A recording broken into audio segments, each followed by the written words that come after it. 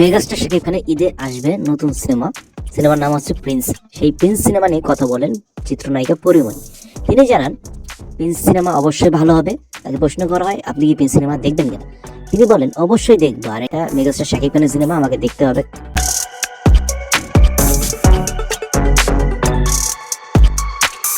সুপ্রিয় দর্শক, আশা করছি ভালো আছেন। তো সেই ভিডিও বার্তায় অনেকেই কমেন্ট করেছেন, সেটা বলবো। একজন লিখেছেন পরিমণির কণ্ঠ একটু গাইয়া গাইয়া লাগে, আপনার কি মনে হয় কমেন্ট করবেন। আরেকজন লিখেছে মিডিয়ার কাছে আসলে সবাই নাটক করতে পারে।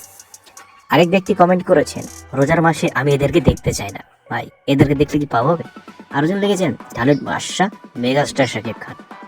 বোঝা গেল সিনেমার একটা আলাদাই ক্রেজ আছে, সিনেমাটা আসলে অবশ্যই ভালো করবে।